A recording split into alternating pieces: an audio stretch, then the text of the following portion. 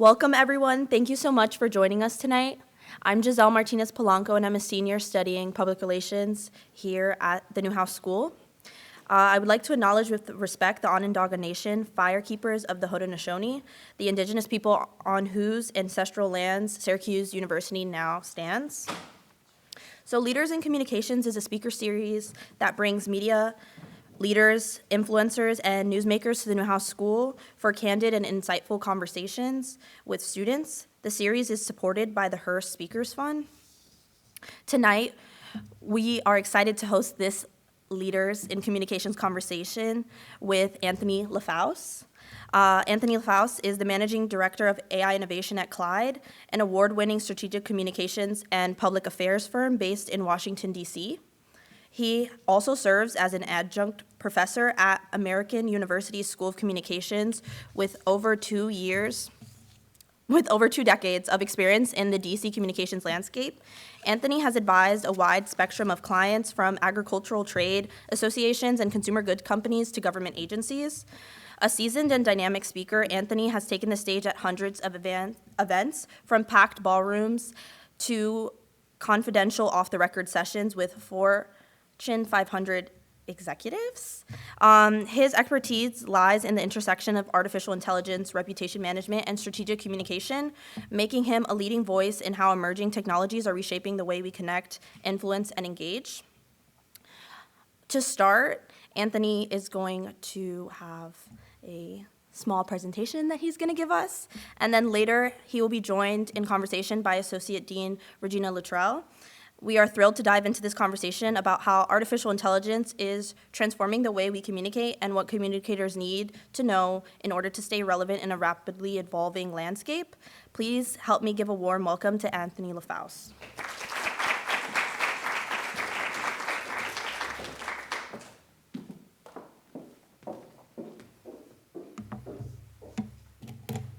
All right. How's everyone doing tonight? Yes, that's what I like to hear. So I've been told down is advanced, which makes absolutely no sense to me.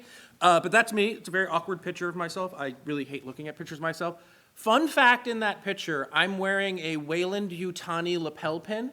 Does anyone know who Weyland-Yutani is? It is the evil company that Sigourney Weaver works for in the movie Aliens and the most recent show Alien Earth. So that's my little nod to just doing work and all of that. So wanted to kick off with that. So I'm here to talk about what my agency has done with AI and AI in general. We're going to have a nice Q&A after this, and hopefully all of you will have some questions. But I'm really here to talk about what we did to advance AI in communications. And you would think this is a simple task, right? That all of a sudden everyone just wants to use it and we'll be moving forward. But we noticed something very different when we started working with it. And we're going to talk about sort of the pitfalls and mistakes that we made. Now, you're going to see on LinkedIn, you're going to see on Reddit, Instagram, TikTok, YouTube, there's a bunch of AI geniuses out there. Everyone's an expert on AI. If someone tells you they're an expert on AI, they're most likely lying. I consider myself very well-versed in AI and computer theory, but I don't consider myself an expert. I'm just really good at it. So why do I have the right to stand here and talk about this when some other experts don't? Well, I'll take you on a little road trip. By the way, most of the videos in here are AI created, just to throw that out for everyone. At the age of 18, 19, I joined the US Navy. I thought it was a really good way to pay for college. We hadn't been at war in a really long time, and that was in 1999, so we had a great track record. That quickly changed. But when I was in the Navy, I learned to be an avionics technician. So this is me, roughly your age.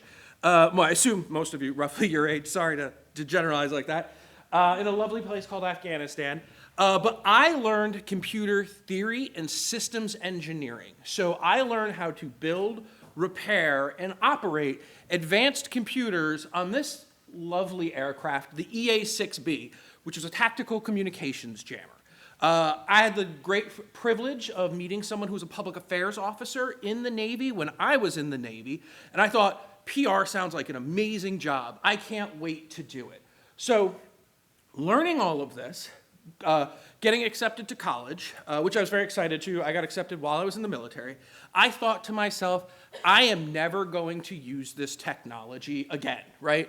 I'm not going to worry about digital. I'm going to be a PR person, talk about the media, talk to the public, do all of those things. Well, I started my career in 2003, or 2004 after getting out of the Navy, and that was the digital boom. That's when PR changed from all we're caring about is the media to all of a sudden we have to worry about this thing called the web. We have to, at the time, we had to worry about getting noticed by Dig, which was like Reddit, but kind of worse. So I was sitting in meetings with seasoned PR professionals, and they were talking about, well, we think this. We think people are using a website like this. We think about this digitally, or media-wise. And I, junior person at an agency, sat in the room and said, I can show you why people use our website. I can tell you what people are searching for. So the knowledge that I learned about public relations and communications combined with what I did in the Navy really got me to a place in communications where when AI started coming out about 5 years ago, was getting out into the public, was asked to sit on a board, was asked to talk to some folks at Google. It put me in a position to really be, and you're to yell at me, an expert on how communicators can use this tool. So not an expert on AI, like I love it, I use it all the time, but it's not, no one can truly be an expert on it because no one's really quite sure how it works anymore. So after the Navy, I moved to Washington, D.C., a lovely town. Has anyone heard of it? Yeah, lots going on down there. Absolutely love D.C. So I've been working in communications for 22 years, with the exception of about a year and a half at the Pentagon. I was public affairs there.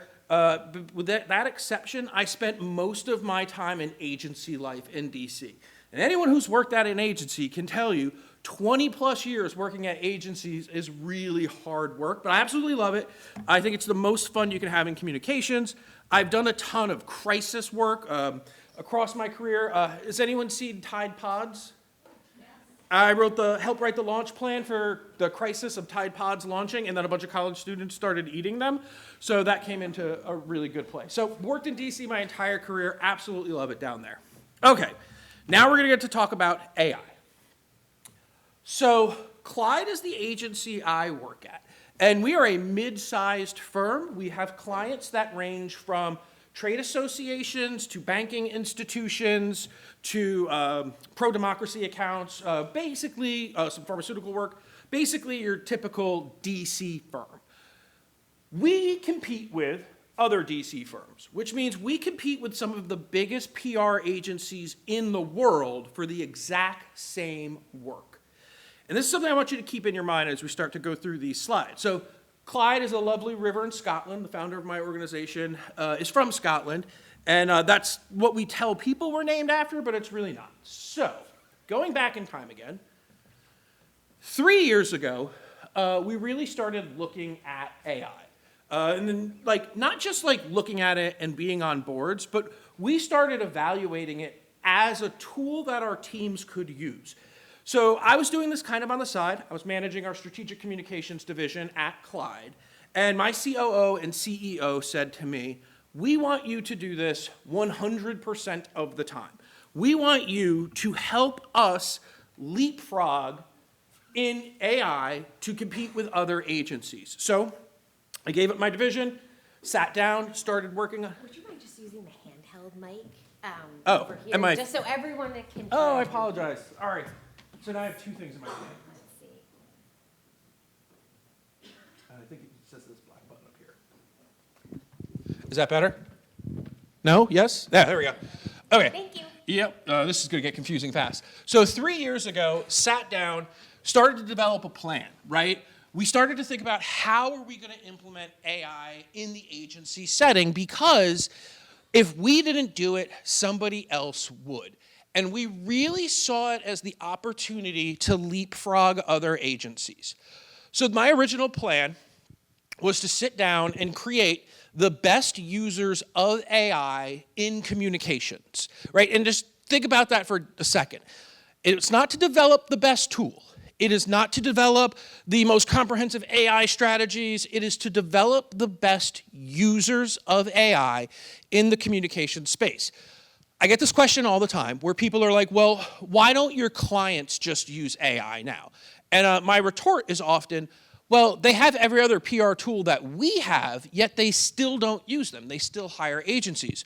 So as AI begins to become more mainstream, they are still going to hire agencies to be the users of AI. So with that in mind, we figured if we could develop some tools, and I'll talk about what we've developed, and develop the people who could use them, we would start competing against bigger agencies and winning more. And when I talk about what we've done, it's going to be pretty interesting to especially when we get to the Q&A, there's some fun stuff that can happen there.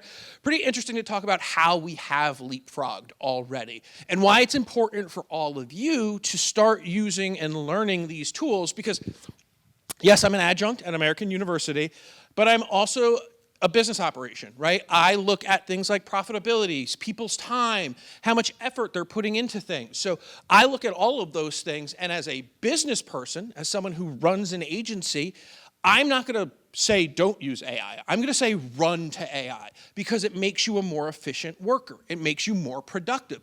Things that are really important to me from a business standpoint. So keep all of that in mind. So how did it start? Does this play? Yay, there we go. This image is created by Veo, which is Google's AI engine. So I started off creating a training session teaching everyone at the agency how to use these tools. We had massive sessions, we sat people down, we walked them through prompt engineering, we walked them through how to detect bias in the conversation, we walked them through a lot of really interesting things. And you know what we learned? We learned that we were failing. We were not getting through to anyone. So all this time we spent training, we maybe got 1 or 2% uptick in people using AI. So as we started to learn, we started to shift how we were training people. We started to shift, sorry, I'm trying to get my notes here. We started to shift how we were training people. We broke down into small groups. We were no longer training people in these massive groups of information and sharing that all with them. And we started with the basics. We started with prompt engineering, right? How do you actually get the AI to do what you want by doing the right prompt? Then we started talking about knowledge basing. How do you start to further put guardrails around the AI so you're starting to get better results? Then we started to see really cool things happen from our staff. We started to see people innovate with AI, start to use it in different ways. We started to see people figure out problems that they could solve with AI, which was great. We also started learning, because we're agency people, so all our friends work at agencies, is that not every agency was using AI. Some of my friends at bigger agencies were strictly told never to use AI for their clients. They were told that if they did and they found out, they would lose their job. We found out we were pushing forward in areas where bigger agencies were starting to flounder. So from that point in mind, we started to think about what we should do today and what we should do for the future. So the first thing we really started to do after training was I built a tool called GenSights, which focuses on GEO. Does anyone know what GEO is? Sounds like a very familiar term that marketing PR people know, SEO. So it's generative engine optimization. So we built a tool and trained our staff how to use it that could look at what the AIs were saying when people prompted them and then dissect where that prompt came from. Not just the sources the AI used, but why it picked those sources, what information it was looking for, how it was actually going through all of the hundreds of different sources it looked at to produce a prompt. And you think to yourself, well, that's great, well, who cares? Well, all of a sudden, the AI's responses are more important than the sources it gets them from. So the thinking here is, it's a saying I like, you should all learn it and adopt it. It is that AI is the new public in public relations. Our job has not been to get media. Our job is to not hold events. Our job is not paid advertising. Our job is to shift public opinion, to shape what people are thinking and seeing. And if they're asking the AI something about your client, all of a sudden, that is more important than the sum of all of the parts the AI uses to generate that prompt. Because I, as a communicator, need to reverse engineer all of the sources it uses, why it's using those things to then develop a communications program to shift what people are seeing. And like I said, I built that tool almost 2 years ago, couldn't get anyone to buy it. No one cared about it. It was a future problem, right? Today, a little year and a half, 2 years later, it is everyone's problem. If you Google GEO right now, you will see people left and right talking about what needs to be done. Here's how you work the algorithm. Here's what AI is thinking. Here's how you influence it. This is the new battlefront for communications. Because right now, we're in a very visual world, right? We're using AIs on our computers, we're typing in them, we're doing all of those sorts of things. But this is quickly changing to audio only. Do any of you have the Meta Ray-Bans? Oh, just me. Well, anyway, you can ask the Meta Ray-Ban things and you get an auditory response. You can ask your Google Buds, Pixel Buds, and you get an auditory response. There's no sourcing, there's no fact checking. So whatever the AI says, people believe. So that's terrifying. So we're working very heavily in this area of generative engine optimization to make sure our clients are presented in the right light when people are prompting AI. And this is a terrifying thought. When someone searches something on Google, how many people do you think click on something? I'm asking this question, so the number is much lower than you think. 81% of Google searches end in 0 click. 81% of people do not click on anything. They take the information that's given to them, either in an AI summary or a knowledge panel to the right, and they're done.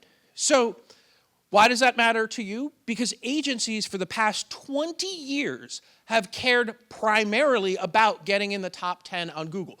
That response there is going to influence people. But people don't click on that anymore. No one's looking at that information anymore, but they are looking at AI. They are seeing those AI-generated summaries. They are asking ChatGPT for things. How many of you have seen the AI summaries in your general Google search? Right. That is influence of the public. The next thing we're doing at the agency is we're changing the way we research. And we have a pretty fancy tool that we built to help us do demographic and psychographic targeting based upon RFPs that we get. But in general, research starts with AI. If one of our staffers starts a research project and their manager does not say to them, are you going to AI first? A, the manager's failing, but 2, then the junior person at the agency is also failing. And this changed when Google launched deep research.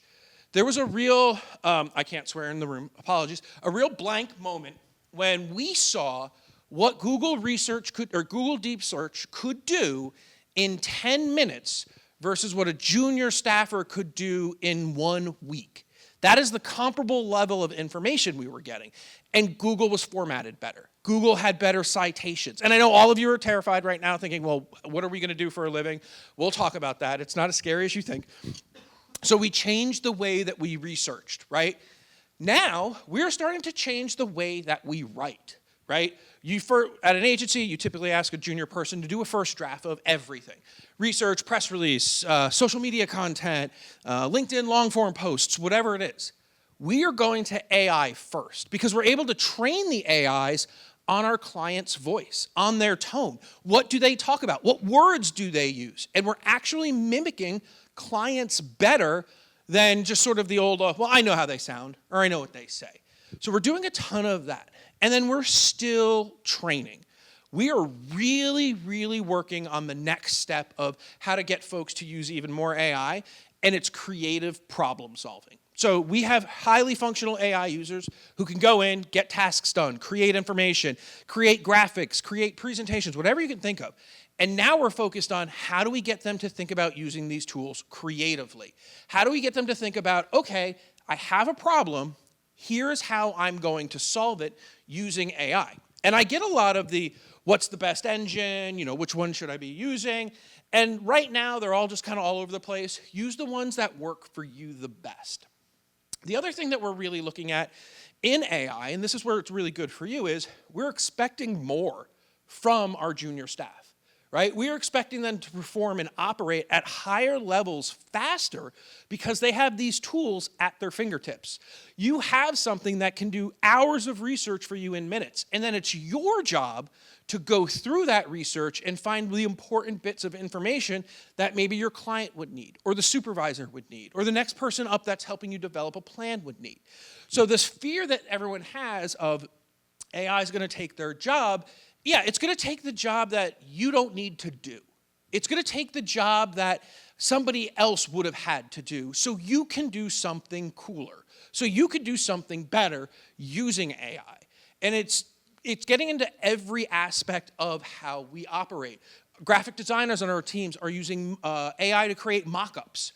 Things that used to take tens of hours, it sounds like it's a low number, but it's a lot of money. Tens upon tens of hours to create that a client might say, I don't even like the idea of this. Like, please don't do this. We're using it to respond to RFPs, right? To have better, deep research on what our potential clients want. I built a tool at CLYDE called Collision 2.0. It allows us to upload an RFP, upload a request for a proposal for a potential client, upload a problem statement, like the client's trying to solve this, wait about 40 minutes, and get a 30 to 40 page report on what a communications program could look like. Psychographic personas, demographics are in there. Everything you would need to build out a robust communications program, including messaging, message testing. We created fake personas of people who we then test message against based upon demographic research that we have. And we're able to do that and reply to RFPs faster with more information than we ever have in the 22 years I've been working in comms. So I've had the luxury of working at PR shops and ad agencies always had better tools. They had better research, right? Because it's just more money. They had better research. In communications, in the PR space, we can now match that level of research for very little money. Now, again, this isn't run this report hand to client. You as a communicator then have to read through that report. You have to understand what it says, and you have to be an expert in whatever your potential client or actual client is going to do. So that helps you provide value versus deliverables. And that's really where AI is getting us. We're able to provide more value to people beyond just, here's a report, here's a PDF, here's social media copy. I can have AI spit out 5 versions of social media copy in seconds, which is good enough. Everyone talks about AI is not perfect, and neither are people, right? If I ask a junior staffer to do something, there's more than likely going to be a mistake in there. You're going to have to correct it, give them direction. It's no different with AI. Its first round, maybe not great. Its second one, it's going to be better. Its third, probably client ready. So that's how we have to start thinking about using these tools versus it's just not doing something. So one of the big complaints that we got from our junior personnel, one of the things that we've learned was they were stopping at the initial prompt. They would write one prompt, AI would not give them what they wanted, and they would say it's broke. It's not working. It's not doing what it should do. Well, that's not the AI's fault. That's the user's fault. You need to prompt it more. You have to ask it better questions. You used to provide it with more information, and then you start to see it scale really fast to providing high-quality information that PR shops have never seen. So it's pretty amazing to see all of this stuff in action. So what's next with AI? There's going to be a lot of changes in the agency world. You're going to see massive restructuring. You're going to see people who had 5 years in their career to figure out what they wanted to do, maybe do that in a year. You're going to see junior personnel getting tasked to do more complicated things and produce better results than they ever had in the past. And then you're going to see, and this is a real thing, you're going to see agencies change or go away.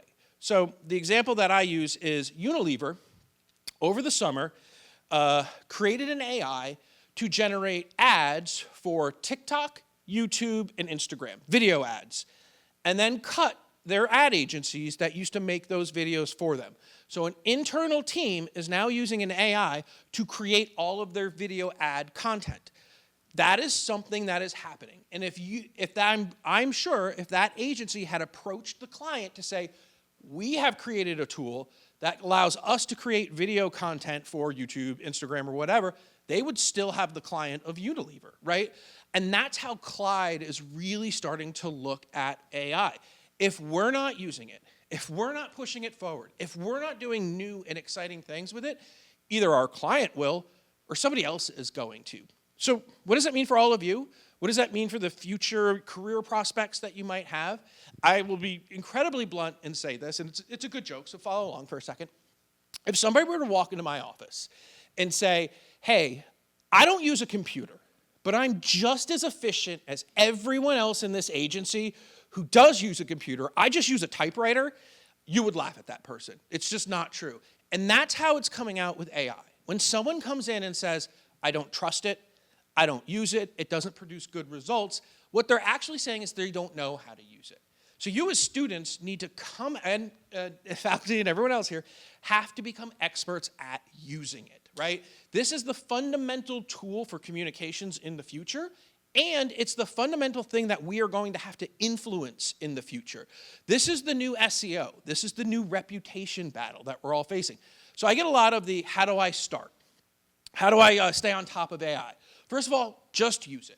Use it to do fun, creative things. Create cat videos. If I showed you my Google Flow, you'd be amazed at how many cat videos I have. I talk about my cats a lot. I apologize. Use it to solve problems for video games that you might be playing. Use it to generate funny little poems. Just start using it to do base level things, and you start to build a proficiency. You start to see what works and what doesn't work.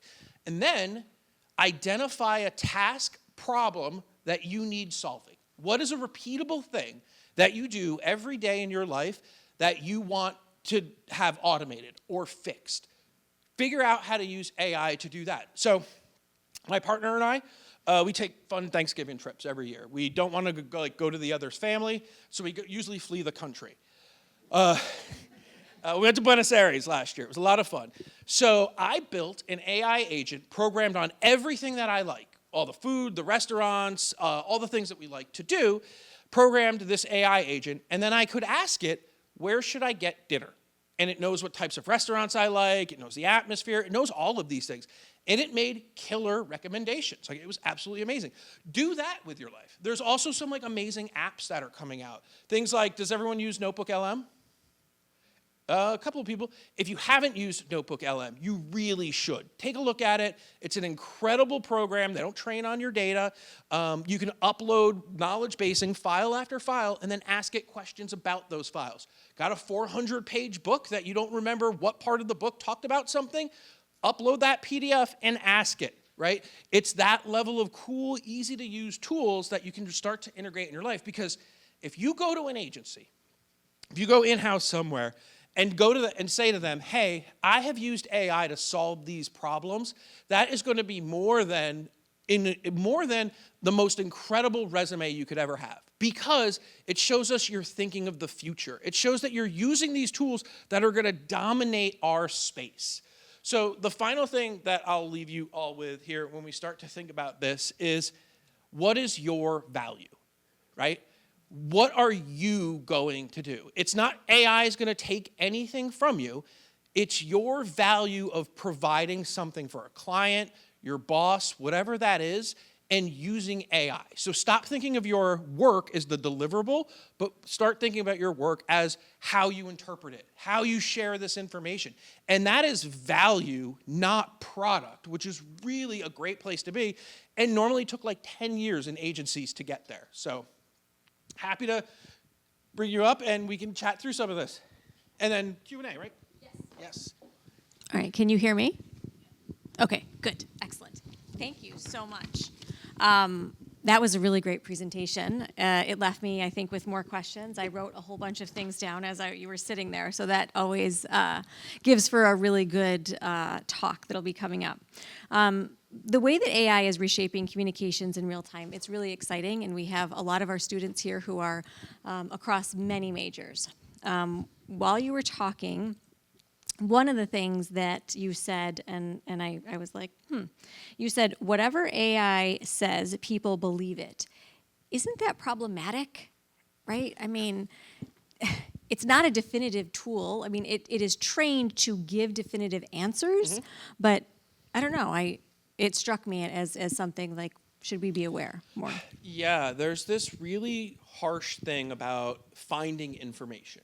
So if you use an AI to find information, you believe it more because you believe you found that information, that the AI provided it with you because you were looking for something, and then you own that piece of information.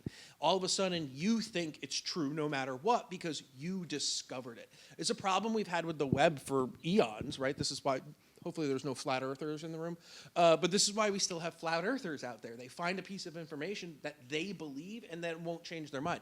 That's what's going to happen with the AIs. And they are very definitive in their response, and not a lot of people question that level of authority, for lack of a better word, when that response is given. So yes, it's a problem. Hopefully they start to get better and more trustworthy over time, but it is something a lot of us keep our eyes on. So, as a student in this room, as a faculty member in this room, what should we be watching when we are using and incorporating AI into our classroom or into our projects with that in mind?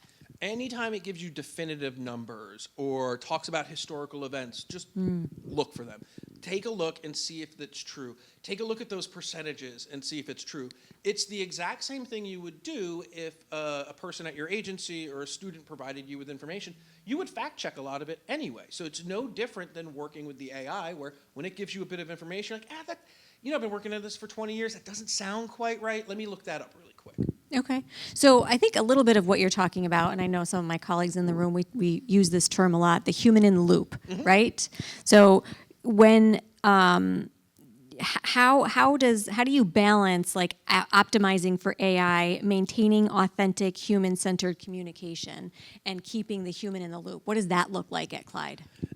It looks like I said, fact checking, giving it once over. Nothing that ever comes from an AI goes to a client. It's that simple. You have to review it, and it's ultimately the vice president or account supervisor, whoever the senior person is on that account, their responsibility to make sure that it is human verified, that it is reviewed. And here's the thing: like, it's getting easier and easier to human verify this information because it's getting better. So when we first started using it, it was horrific, right? Like, it gave us rubbish answers and we knew what was wrong, so we could go in and change it really quickly. It's getting better at getting better answers, and human verification then becomes quicker because we can start to trust it a little bit more. It's been trained on a lot of our data, which is really important, not just sort of a general chat GPT or something, using an agent that we created that we can trust it even more. So so that's a very specific tool that is created just for CLYDE for you to use with your clients. What are the tools out there that we can use or students can use that have access to do some of the things that you've been talking about tonight? Well, right away, any student with an EDU can get Gemini for free. That's Google's platform. It's great. You can create agents within that platform, which is really great. I would start looking at... I'm going to stop you. What's an agent for somebody who might not know? Oh, sorry. An agent is a AI LLM model that you have trained to do one specific task, Okay. and they're very good at it. You can train those types of agents in what are called Google Gems. So my restaurant recommendation was an agent, right? So it gave me restaurant recommendations. There's also Notebook LM, which I mentioned briefly. If you're not using Notebook LM right now, you're not doing the internet right. It is one of the most powerful tools out there for knowledge basing. And knowledge basing is the uploading of all the information you have to help put guardrails on what the AI is looking at, so it provides you with better information. There's a ton of free video tools. Sora, Flow, all of these things out there that any student can use to upsell almost any presentation that they're working on. I don't know how far we went into this, but I mentioned it briefly, deep research. Stop looking for research reports and have something write it for you. It's a mindset that's really hard to get behind when we've been taught to go to the library and look for research for decades. But having AI do that for you through Google's deep research or Perplexity's deep research is just saving time. And then you read through the research and say, this is right, this is wrong. You look at the sources it used and see if those are the right types of sources, which is really just a great way to do it. And then anything that can speed up time for you, like ChatGPT is really great at proofing something. Like I highly recommend doing those types of things. So there's a ton of free tools out there that you can like use in your everyday work. Okay. So, and just for students in the room who might not know, through your g.syr.edu, you have Google Pro, which is the level up from basic. And so some of the tools that Anthony's talking about, you already have access to. So yeah, play around with them, Yeah. right? Yes, definitely. Okay, so earlier you sat down and we recorded a little podcast, and you said people who use AI will have better careers. What does that mean? Because we have a lot of students who are master's students who will be graduating in May, and we have seniors in the room. What does that look like? A couple of things.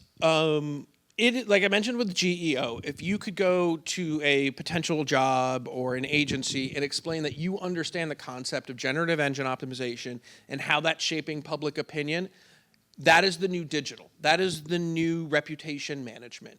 The other thing is, much like my agency trying to leapfrog other agencies, if you come out of school with these skills, if you enter the workforce with them, you're ahead of someone who graduated 3 to 4 years ahead of you, who's still trying to learn them and has been trained to do their tasks without AI. So all of a sudden, you can do and produce what they have at the same, or at a faster speed that they can. So you will have a better career because you're a much more efficient employee. You're a more creative thinker. You've freed up your time to do the less tedious tasks. Like one of the biggest things you do at an agency is networking. Like you have to go out and meet new people and engage with them. If you're having AI do, I don't want to say menial, but lower tasks for you, that frees up your time to go network, go have lunch with someone. You'll have a better career. And then being able to talk to clients about this groundbreaking stuff that you're working on will get you in front of clients that you, at your age or years of experience, probably wouldn't be talking to. Well, what does the entry-level job look like at CLYDE? Well, so it's changing pretty rapidly. Entry-level jobs used to be do a lot of research, write me these first drafts, figure out who these journalists are that we need to talk to. And more entry-level is starting to look at go to Gemini, go to deep research, go to whatever engine is your preferred, and start the research there. Tell me why we should talk to these journalists based upon what you're doing. Find me the best social media influencers by running it through an AI. So the product is sort of the same, but the speed at which they're doing it is absolutely incredible.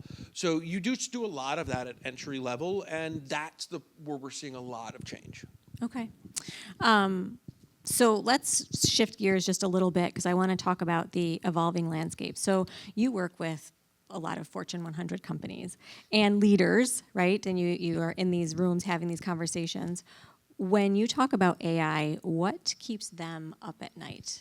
Misinformation. Okay. Misinformation. I've worked with pharmaceutical companies. I work a lot in the food space.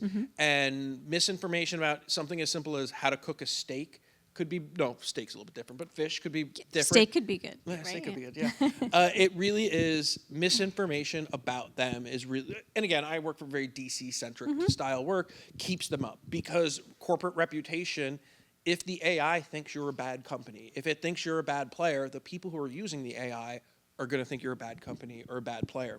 The other thing that keeps them up, not from a communication standpoint, but just in general, is how do they implement it, right? Everyone knows that they need to implement AI into their whatever their company is or whatever they do, but none of them have used it. You have 30-year veterans who've been told, you need to implement AI in your food production lines or in your crop management, right? Like you've been told you have to do this and you don't know how. So they're terrified about upscaling their workforce because if they have a board, if they have investors, they're going to start demanding all of this. So from a workforce standpoint, that's keeping them up. And then misinformation or bad information being said about them in the AIs terrifies them. So one of the areas that I work in is mis and disinformation, the detection of. And when we, meaning my research partner and I, when we talk to companies or consult with them, we talk about the threat landscape, which is modern crisis communications. What does that look like for a company in the age of AI? Like, how can you use AI in some of the preventative crisis communications measures?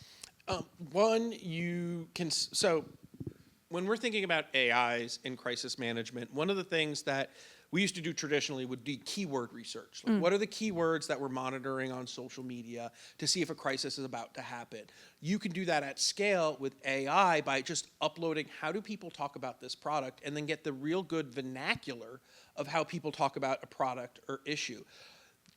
I'll kind of flip this and say the real scary part of this is getting harder to do what you said, detect, right? Like, I can show people images, and you see it right now going on in the federal level in DC, where our leaders are creating memes using AI of the other parties making fun of one another on social media. I mean, that's how far we've devolved, but whatever.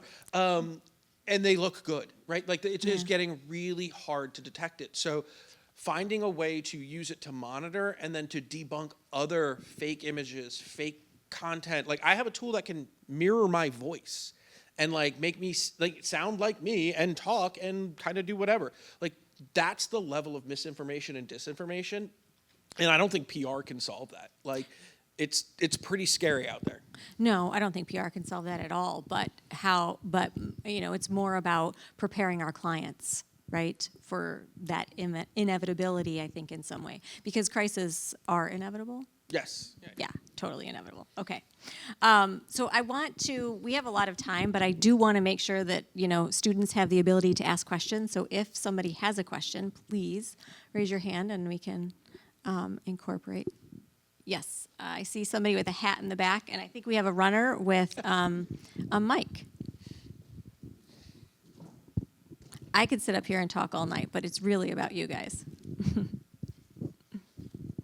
Hi, Anthony. My name's Lachlan. Thank you so much for your insights.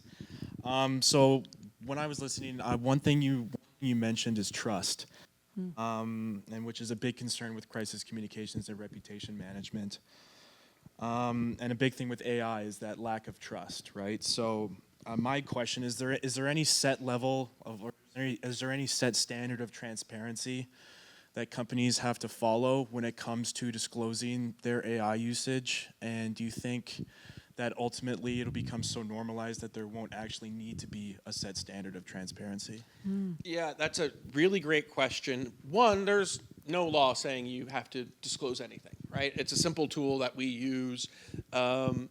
There's some laws that talk about like hate, and they're being classified in sort of the hate speech or harm speech frame, that like if you're using it to create something that's going to rile people up or get them to do something bad, yes, that's wrong. But like, there's very little laws around what you can and can't do with it. And I do believe what you said of it is going to be so ubiquitous in our life that, of course, I'm using it, right? Like, where am I not? Why wouldn't I use it, right? So there's a great meme on Reddit where it's it's the image of the guy getting shocked, and he's basically like, I've stopped seeing AI images on social media, and he's super excited, but then he just says, I've stopped seeing AI images on social media.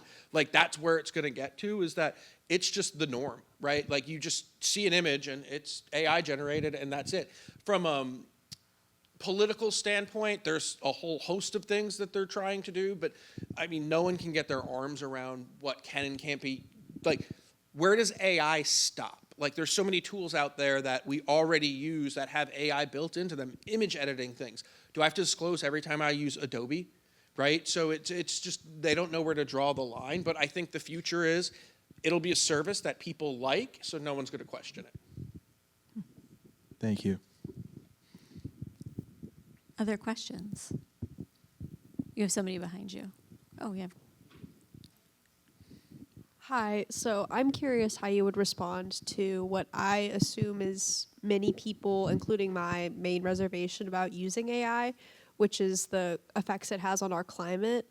and like the sheer amount of water that has to be used in order to utilize AI. Is that a concern for people within the industry?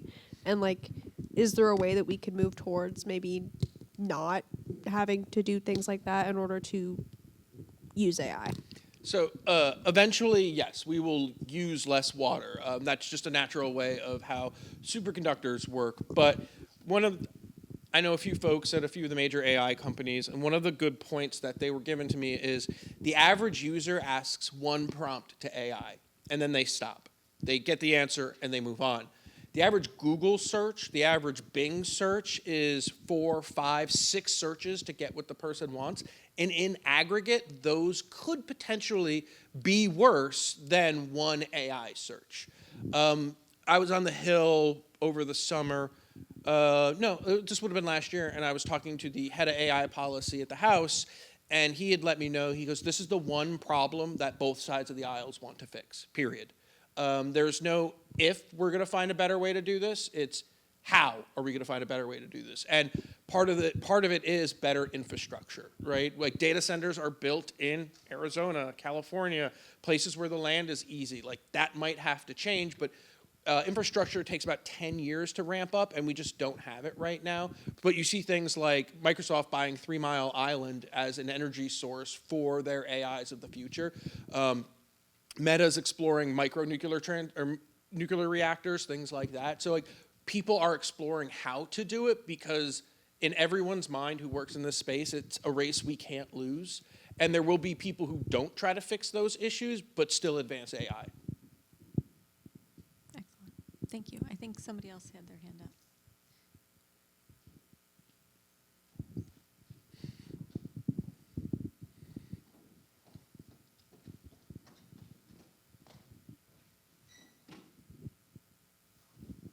Sorry. My name's Sarah, and I just want to thank you for everything that you've said so far.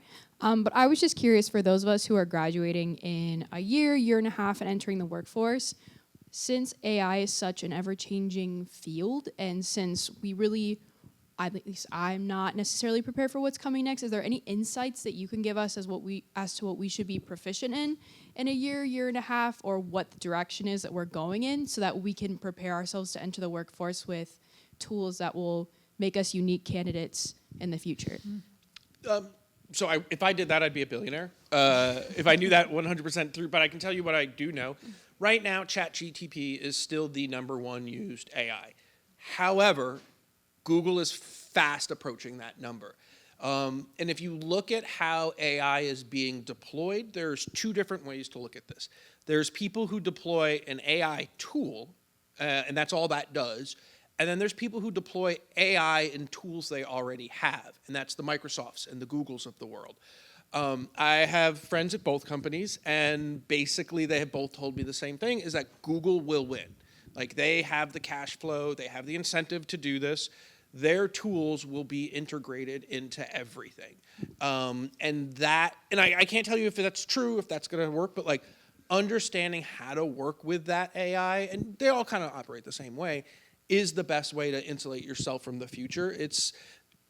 Nobody really makes money on AI yet. Like these things cost billions upon billions of dollars to develop. So looking at people who are finding ways to make money. So if Google gets you hooked and you're using their tool all through your career, that's a win for them because they're selling subscriptions to their office, right? Microsoft's the same way. So the best way to stay on top of it is to just read future news. Like don't read like what's happening today. Look at like what an MIT is doing. Look at like what some Silicon Valley companies are still trying to do, right? Go watch Google I/O. Every year you should watch Google I/O to see what they're doing and what they're planning. When Meta Connect happens, watch that, right? As a communicator, your job will be to use these tools. And if you don't know what's coming up, you won't know how to use them.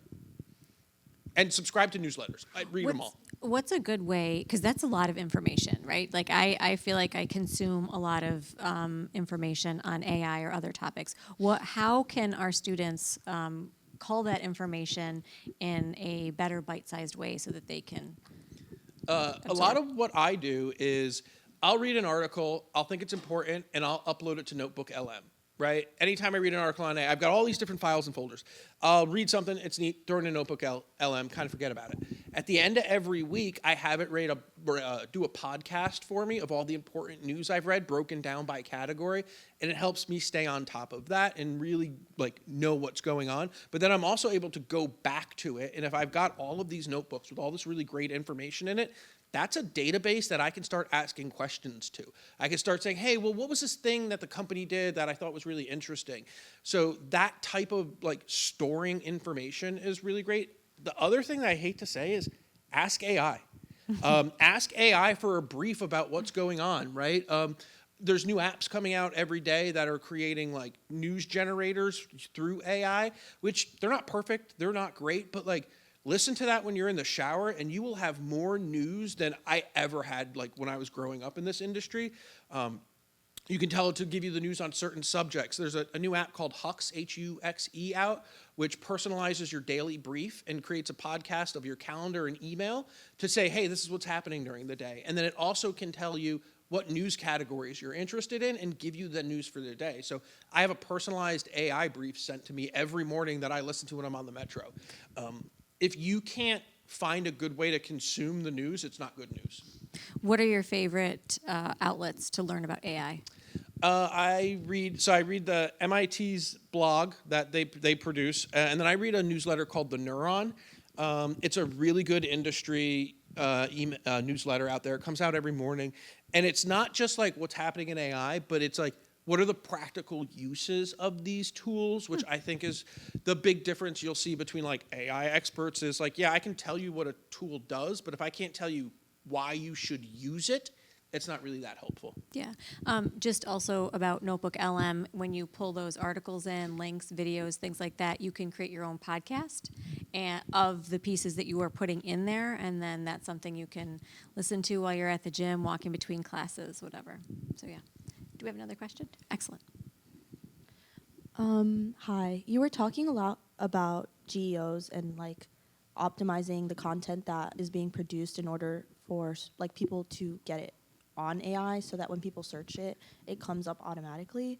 Do you think that that is going to have the same effect that algorithms on social media have kind of had, where they're creating echo chambers and it's causing a lot of social divide? And how do you think that we as communicators can work against that and make sure that that doesn't happen? So that's a great question. A really interesting thing about AI is it's not algorithmic. Social media, SEO, all of them are based on essentially keywords and roadmaps. They don't understand context. AI can understand context, which means it knows what it's reading. So a really great example of like AI or Instagram knows you look at certain videos. It doesn't know what's in those videos, but it knows how to show similar videos based upon what other people look at, right?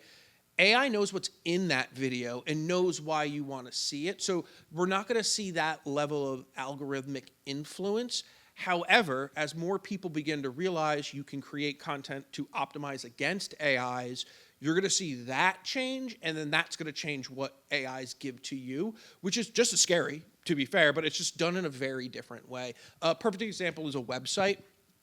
So if you have any JavaScript on your website, which is a pretty basic term about how you program parts of a website, AI doesn't look at any of that. So have you ever seen like a really cool drop-down menu on a website that's got like information in it? AI can't read any of that.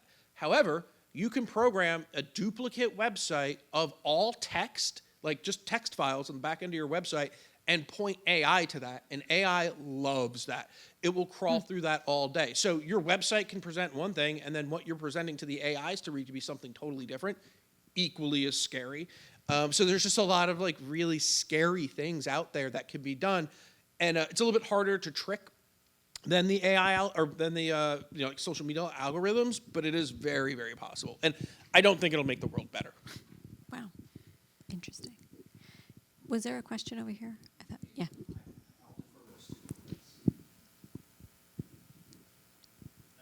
Yeah. Anthony, thank you very much for coming and speaking with us. My name is Chris. I'm a visual communications master student. I work with Dr. LaFauce in the Office of Research. But I was curious, you mentioned the side of the intersection between your PR work and the agencies, the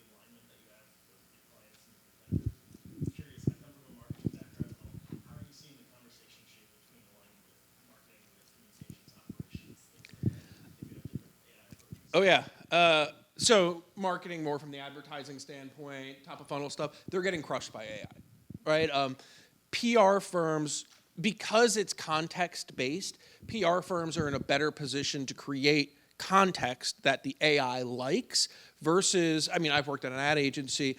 They were already as bad as streamlined as you could get with algorithmic ads, being placed all over, geofence ad. Like they were really streamlined to do something that when AI entered, AI could duplicate that very quickly.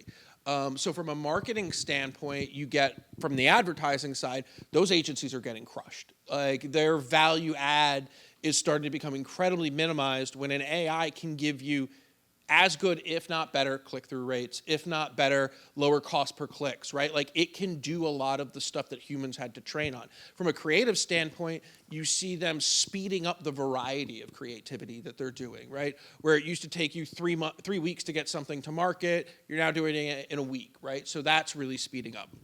And then you see like the real low-level players. So does everyone know what top of funnel marketing is?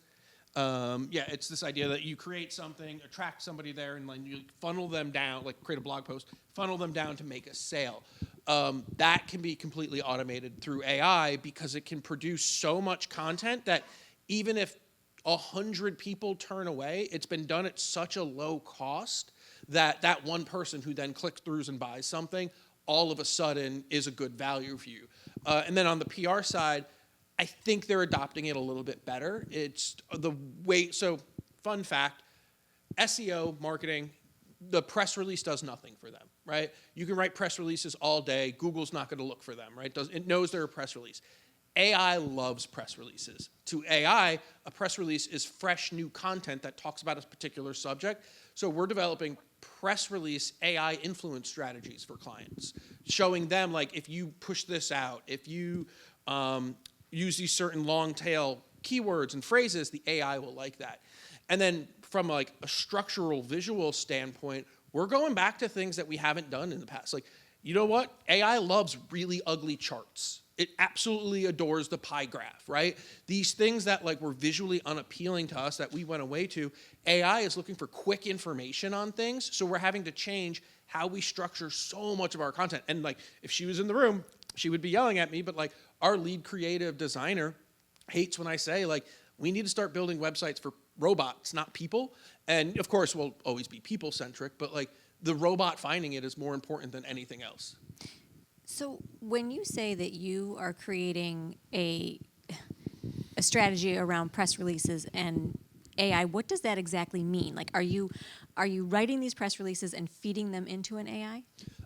We know what the AI looks for in press releases, right? Gotcha. So we could structure a press release to be more attractive to an AI. And then this is, again, another like trademark thing. Yeah. I often say, if you want the AI to know something, tell it.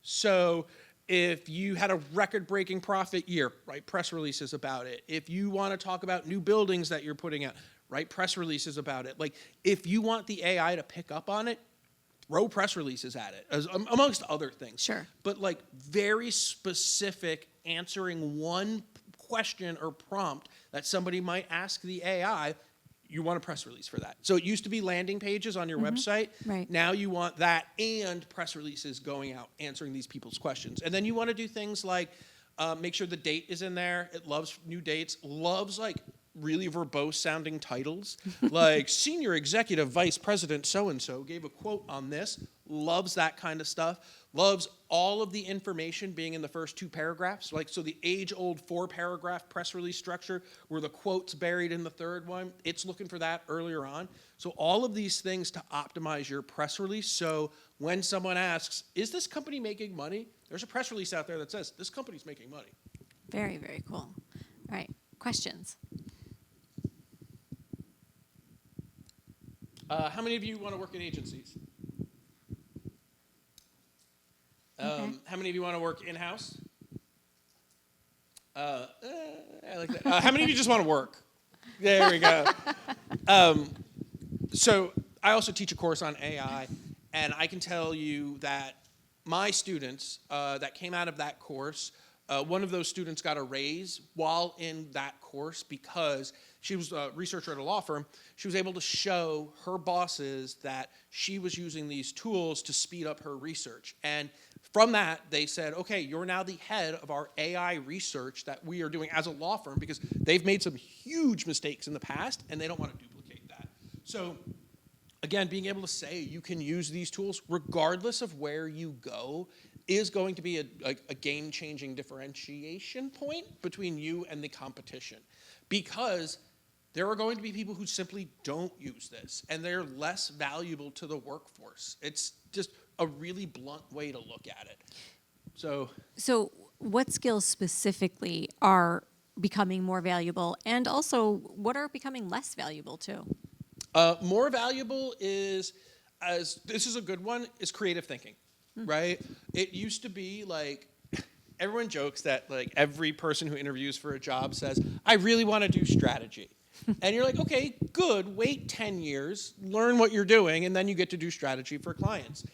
But that's going to be happening sooner. So creative thinking, strategic thinking, we're going to be wanting to see that even at those lower levels. And I'm not saying we don't look for it, but that is going to be even more valuable than I can write well, you should always learn how to write, but like I can write a press release without putting any typos in it. Okay, that is less valuable to me than it was 2 years ago. Research is becoming less valuable. Not that we don't want research, but the fundamental ways that we used to research are gone, and we are now using these new tools. Yeah, so the new forms, like you talked about, like Google Deep Research and things like that. And then the skills that are never going out of style, public speaking. If you could stand up in front of a client and talk about something, hurrah, you've got a job.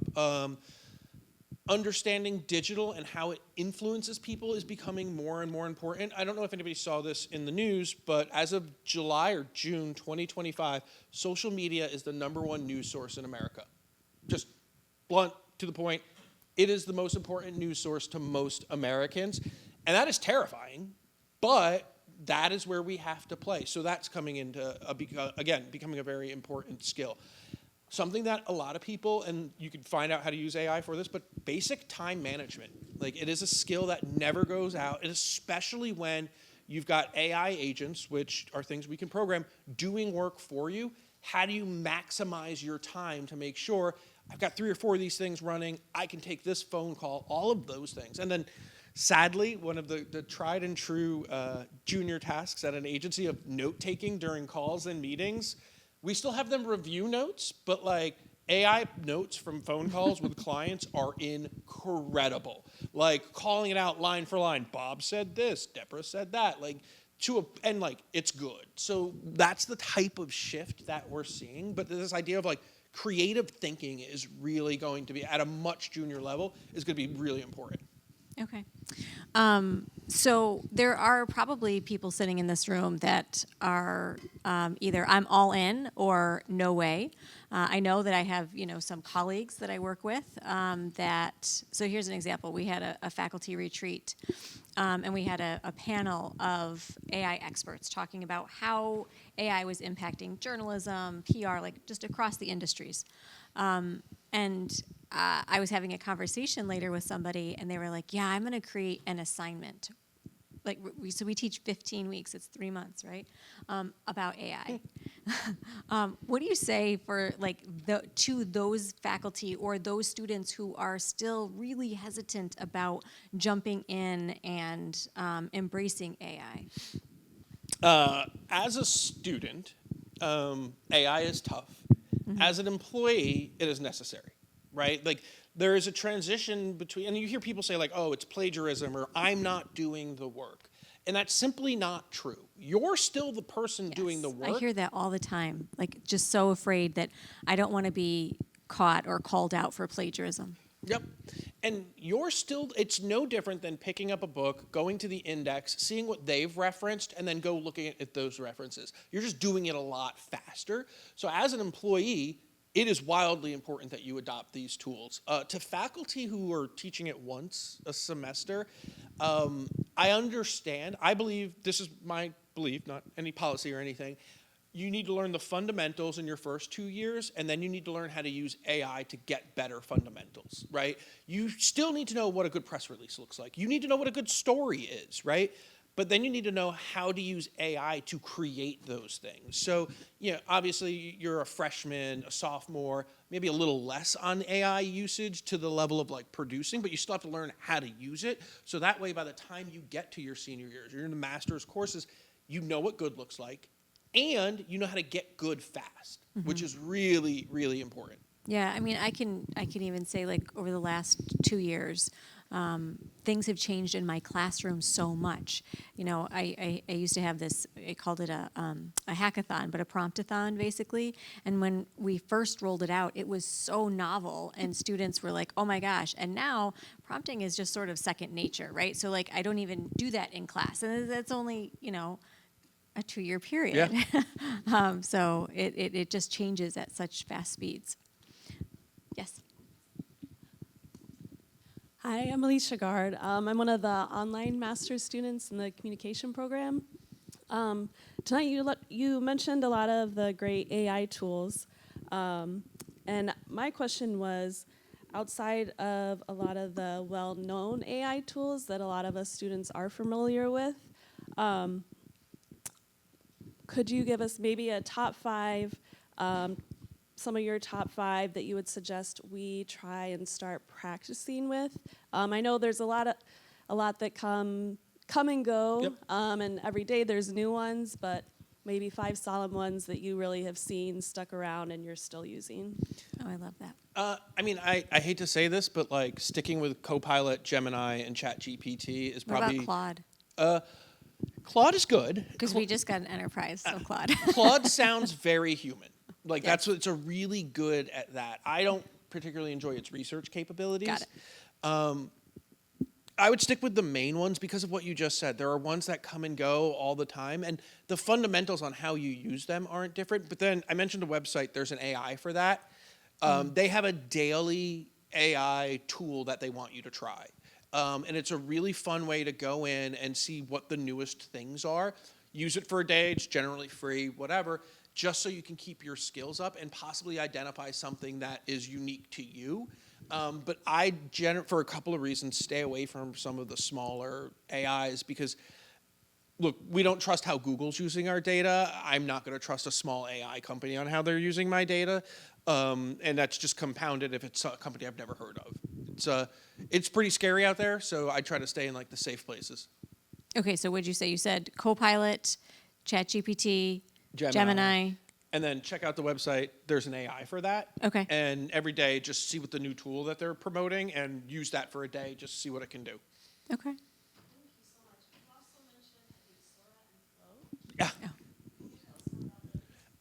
Sora is an image generator, which you would not. It just came out last week. You would not be able to tell the image is AI generated. Creates absolutely stunning photographs, images, whatever. And then Flow is Google's video studio. So you could do text to video. And with a pro account, you can actually start to tell it, okay, I need you to change the camera angle on this shot and rerun it. I need you to add a filter and rerun it. I need the person to be more surprised. It is a full-on video studio from text to video. And if you text to video, and if you really want to get like into it and see what the future is, check out Google Labs Opal. Google Labs Opal, and I'm not suggesting anyone use this because this is some deep stuff, but check it out and see what it can do. It allows you to create vibe coding, for lack of a better word. So text to application. You can build an app that does whatever you can tell it to, right? So I've built apps to digest multiple forms of information to produce a report for me. I developed an app that changed a single slide into a bunch of screenshots, right? You can develop an actual functional app that can do, it's Star Trek levels of AI at work. And then like, if your app sort of doesn't work or gives you a little bit of the wrong information, you open it back up and tell it, hey, I need you to fix this, and it will. Oh, which brings me to like, probably the best point, I should have mentioned this earlier, talk to your AIs. Stop typing to them. Start talking to them. go to Gemini and tell it what you want it to do in like natural language, have some sort of idea of what you want it to accomplish, but then talk to it. You will start to see so much better results than typing. You're less apprehensive. You're more conversational with it, which is what it wants, is for you to be conversational with it. So you start to have a dialogue back and forth with the AI about what you want it to produce, and you just be amazed on what you get. Excellent. Oh, we have a couple hands up. One up there in the red shirt, and then over to. I appreciate all these questions, by the way. It's always terrifying. We're like, we're going to ask the group for questions, and like no hands come up. We have an hour to fill. You've talked a lot like about flow. Were you able to like give your insights on Suno and the music generation AIs in any way, shape, or form? So Google, I don't know the name of it, but Google Labs has a music generator in labs. Like if you want to see like the cutting edge, like what's like the next frontier and people are trying, go to Google Labs and sign up. And they've got a music generator. Their newest forms of video generators are all built into labs. Google tests things there, and then if they work, like Notebook LM, they release them to the public. So they've got a really cool like audio tool there that like it's pretty great. Awesome. And I think there was another question over. I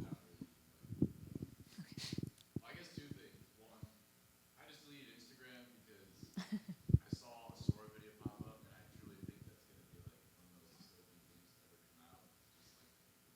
Just popping this content up all the time. Mm-hmm. But my question for you is just, have you heard anything about AI 2027 and the whole superintelligence thing about how it might exceed just like human capability and it's going to like work on its own like motives? Yeah. So what I think it's at like 91% performs better than human, right? It's almost to human level performance already. I don't know. The humans haven't been great at this, so maybe we should give the robots a shot. But it's, I think we're going to have to, so rest in peace, Jane Goodall. Her work redefined what we considered human intelligence by looking at chimpanzees and apes to see how they use tools. In a couple of years, we are going to have to redefine what intelligence is because of what these tools are. I don't believe they're going to get consciousness. I don't believe they'll work on their own motives.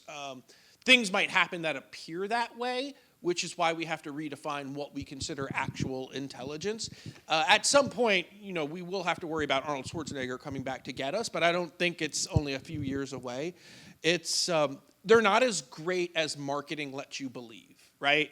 It is in Google's behest, it is in Microsoft's behest to let us believe they're better than they really are, because that's marketing, that's sales. So I think it might happen. I don't think it's 2027, but I think it more likely will cause us to redefine what intelligence is, because these things will mimic so close to what our intelligence is. We'll just have to find a way to redefine that. And watch your Roombas, because you don't know, just to be safe. Like That is true.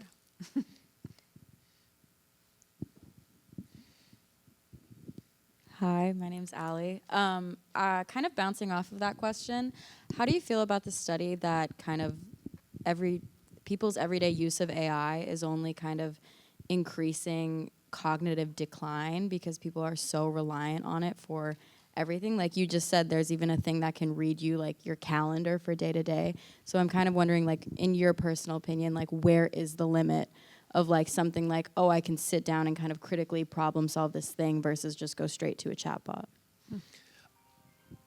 I don't know. I grew up in a generation where I was told TV and video games would rot my brain, and now I live in a world where they say playing video games increases cognitive development, right? I'm more worried about the Sora fake images and Instagram creating false perceptions of reality, which people won't be able to see. I think our ability to problem solve will get better with these tools, but there is this thing of like, if you had to build a toaster, could you? It's a really old YouTube video where a guy tries to build a toaster. And we have come so far from what we considered original intelligence, development, problem solving, to like something like Google Maps. We use Google Maps to navigate everywhere, but no one complains that we've lost our navigation skills or orienteering skills. Until you join the military, you have to take orientation class to figure out where you are. But like nobody complains about that, right? So we've already seen that happen, and we're kind of okay with it. And we're just in the infancy of all of this. If we start seeing people in developing nations start to have access to more information, using tools to diagnose medical things that they couldn't have access to, is that a bad thing? We're just going to have to see where it goes. As for like, is it actually slowing our cognitive development, our abilities to problem solve? I think it's more on we're measuring it the wrong way at this point. So like we used to measure survivability by our ability to hunt, and now it's our ability to get a job. So there's just things change over time. Questions? Sorry, this is a little off topic, but in the beginning, you spoke about transitioning your skills from the military into your passion now. Can you go over that a little bit more? So when I was in the military, I took the ASVAB. One does when you're enlisted. You go in there, and they tell you what you're good at. It's a really good test. It told me I was good at electronics. And I was like, I don't know what you're talking about. Standardized testing. I'm not good at electronics. I joined the Navy and was put in the avionics technician course, which is one of the hardest courses the Navy has to offer, and learned to love electronics. I learned how computers work. I learned how to code. I learned how to build things. I most importantly learned what system architecture is, of like, how do you design a computer to solve a problem?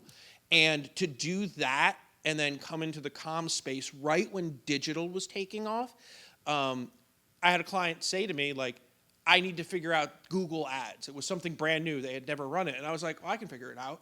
Like, I learned the basics of how computers operated so I could fix them. That then allowed me to apply that to communications, because that's when computer output was starting to become really important for comms. What AI or what SEO said about your company became really important, so I learned search engine optimization. And I was able to do that through the troubleshooting techniques that the military taught me.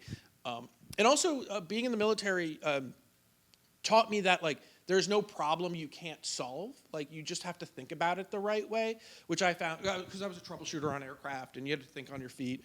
And it just taught you a lot of things that then turned me into being super passionate about electronics. Like, if you went through my very tiny nomadic bag right now, I've got a super small laptop in there. I've got augmented reality glasses in there. I've got my Meta Ray-Bans in there. I just have so much tech on me, which I didn't know I loved until I joined the Navy. I honestly, I was thinking about what was in that bag. So we could have done like, what's in your bag, Anthony? Which is one thing to keep your mind. So how does tech really influence comms? We all know the Apple Vision Pro, it failed. Apple says they're not doing it anymore. At the end of this year, Samsung is partnering with Google, a company called XReal, and they are producing Google XR. It is their augmented reality based application. So how Android is free to anyone who builds an Android phone, there is going to be a platform for augmented reality that anyone can build against. So 2026 to 7 is going to be a massive year of augmented reality. And imagine having glasses that when you walk by a blank billboard, showed you an ad that was tailored to you the same way a website is able to track you across the web and tailor an ad to you. That is what we are going to get to. So like the glasses I have in my bag, I can take an app and throw it in the room and it stays there. And when I look at it, I can see it, and when I look away, it's not there. And I can walk around the room and do all kinds of crazy things. That's going to become incredibly common next year. And again, it's another way that like we are going to have to give information to people, because we are all going to, maybe not all, a lot of us are going to start living in an augmented reality world where we're able to interact and see digital things that no one else can. Wow. So, I'm Sarah again. Some of us here are part of the public diplomacy and global communications masters, so we have a bit of like government influence and communications influence. So I was just curious what you've seen so far with how AI has affected government, and also kind of how you were just talking about the military. Yep. Into comms, how that, or how that would kind of interact with each other as well. So the biggest adoption of AI by general public is Brazil, India, and African nations. And why is that? They see it as a tool that can level the playing field, right? So from an international standpoint, there is higher adoption and less aversion to AI because they see it as a tool that can uplift them to help them advance themselves, right? So from that is something that is huge and major. From a military standpoint, we are starting to see the Navy is investing, it always has, but investing heavily in AI. And if you really want to see what AI-driven warfare looks like, you look at the war in Ukraine right now. They are running every battle simulation that they can through AI to predict losses and outcomes, which is really scary. And then from a government standpoint, government employees, and because there's now an OPM-approved AI that government employees can use, but elected officials and their appointees are using AI to write legislation and write research reports. We saw that in the MAHA report, which is an issue that I work on pretty heavily, Make America Healthy. We see them sourcing directly from AI, which is terrifying because they're copy and pasting it. So they'll get good at that eventually, but those are the 3 different ways that we're seeing it. And I don't think there's a world where government officials don't use it, right? Like the OPM has approved an AI for government employees. Wow. So, thank you. In our last few minutes here, let's look toward the future just a little bit. So what do you think is an emerging AI capability that most people aren't even paying attention to but should be? Predictive analytics. So how many saw the show Westworld? It's a great show. You should watch it. It's about AI being developed for predictive analytics in the stock market. And then when stock market goes bad, it corrects the market, which means taking people out. Anyway. I feel like that's like I don't know. Yeah, definitely a good. So Black Mirror. Right? Yes, Black Mirror.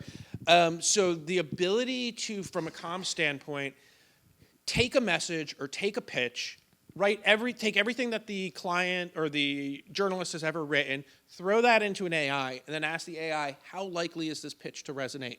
And it'll start to look at how often the person writes about it, what keywords they use, all of that. One of the tools I built has a predictive model built into it against demographics. So you create a persona, that persona lives in the AI, and then we actually run test messages against that AI and generate a report to say the likelihood that this message resonates with those people. And I've seen the data, I've worked with a bunch of companies, it's really solid on a bell curve. It gets the middle, and as a PR person, that's mostly where you want to play anyway, it gets the middle really, really well. It can never predict outliers because that's just crazy outliers, but predictive analytics and communications is going to be the future. And then seeing that roll into advertising even more of like, okay, you give me $1, you'll get $2.50 back because this is how the ads run and who they reach. So we're going to see a lot in the comm space. In marketing, JP Morgan and all them are already doing that. We're going to see that trickle down to us in the comm space, which is crazy. We talk a lot about the PESO model, paid, earned, shared, owned. Where does AI fit in that model? Absolutely all of them. All of them. Fun fact, have you ever seen those Forbes articles where it's like sponsored content on Forbes.com? Yeah. Oh, yeah. SEO, PR people hate them. They're kind of throwaway, meaningless. AI eats it up. It sees it as original content. So we're doing sponsored Forbes content for clients that I never would have recommended this for. So that's a version of paid that's really important. Owned, of course, it's really important. Yep. And, you know, it's everywhere. Its ability to understand sources that basic Google searches can't is phenomenal to see, but also scary as a communicator because we now have to play everywhere. And another great book to read if you get a chance, did I mention ZMOT, Zero Moment of Truth? It's a Google principle that something happens in the real world which causes somebody to look for something on the internet, and whatever answers the internet provides, that's going to help them form their opinion and get them to FMOT, which is first moment of truth when they test the product. Really insightful book on how, it was originally written for SEO, but every single principle it talks about can be applied to GEO. Wow. Okay. And it's free, it's PDF, it's like 80 pages. It's a good read. They have a whole website on it. You could take that, put that into Notebook LM, and create a podcast and just listen to it. Or a video if you were more inclined to watching video for it. All right, so you just mentioned GEO again. So anybody in this room tonight, what should they be doing now to build their GEO skills? Every time you write a prompt, every time you use AI, look at the sources. Really start to see the patterns that it develops. On a long enough timeline, you start to notice detectable patterns. Like every time we ask about this, it goes to Reddit. Every time we ask about this, it goes to Wikipedia. Every time we ask this, it goes to peer-reviewed journals. recognizing those patterns, while not the same every single time, is going to help you understand GEO and then understand when somebody says to you, here's what AI uses to generate a response, they are lying to you. It is different from every single prompt I have ever run, and I've been doing it for a few years now worth of data, so it doesn't go to one source. It doesn't have that sort of, here's what I need, the mix, the algorithmic mix I need to get on top of it, but understanding the sources it does use is really, really important. So when you're prompting, are you asking the GPT to give you a source? Like, if you're doing deep research, it'll automatically. Even on the basic Gemini and GPT, you'll start to notice, and they're trying to get away from some things, they'll source even more. You see the little link on there, just click Sure. on that and look at that link, because what it sources is really important. Okay. My final question for you, and then I like to leave just a little bit of time at the end because students usually like to come up and ask questions afterwards. If you were a student sitting here tonight, what would you focus on learning to have a long career in this field? Actually, has nothing to do with AI. Yeah, has that's to do great. with storytelling, understanding, and as we get away from a media-centric, focused public relations world, storytelling is going to become even more important. We're going to need to know how to bring people along in a journey. What gets them to the beginning? How do we explain things in the middle? And then how do we, air quote, get to the punchline at the end? Because we're going to be using tools to tell stories that are not written by somebody else. We're going to be the ones doing it. So this idea that like we are seeing a massive shift in how comms shops work, but storytelling still matters, right? Like, I don't care if it's a tweet or a post on X, whatever we call them these days. I don't care if it's a LinkedIn post. Everything has a story. And you as a communicator, that's your job, is to tell someone's story. And if you can do that for clients, whatever company you work for, you will have a very, very long career. I love ending on that because I always consider myself a storyteller. So, Anthony, thank you so much. I appreciate your time coming here. Oh, tomorrow you have a workshop in the morning, 9:30 to about 11. Sneak preview, what are you going to be talking about, or workshopping? We're going to be using knowledge basing. We're going to Awesome. be talking about some GEO stuff, things like that. Okay, cool. All right, thank you so much.